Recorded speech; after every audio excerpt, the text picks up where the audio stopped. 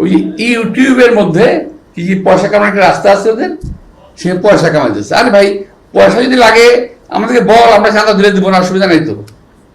আর ইচ্ছা আর তো আরেকজন আছে ফ্রান্সে, খুব আরেকজন আছে ওখানে, কি এটা একটা নাম, ওটা হলো না না না একটা একটা একটা জারাল মিল্টন আছে, জারাল মিল্টন, সরি আমি সরি কথা আমি বলে দিলাম, আমার আমার অবস্থা থেকে বলা ঠিক হয়নি বোধ হয়, তারপর আমি বলছি জারজ মিল্টন বকা দিয়েছে আমাকে, সেটাকে সমর্থন করেছে পিনাকি। অর্থাৎ জারজ মিল্টন যে ভাষা আমাকে বকা দিয়েছে, পিনাকি সমর্থন করেছে। আমি বলতে চাই যে ওরা সবাই একই বংশের, একই গোত্রের সন্তান।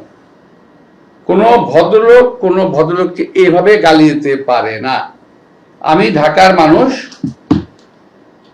আমি ইচ্ছে করলে ওরা যে ভাষায় গালি দেয় তার চেয়ে জঘন্য ভাষায় গালি দিতে পারি, কিন্তু আমার বাপ মা, আমার পরিবার এটা আমাকে শেখায় নাই। ওরা যেটা বলছে এবং বলেছে এটা ওদের যারা, নাম বলবো না আমি, আমাদের স্নেহাসপদ, আমাদের স্নেহাসপদ, আমি এর বলছি না, আমরা বলছি না, তার রেলিজির ভিত্তি করতেছে। আপনারা দেখবেন যে তারা একই ভাষায় কথা বলে, ওদের টন এবং এদের টন মিলে যায়।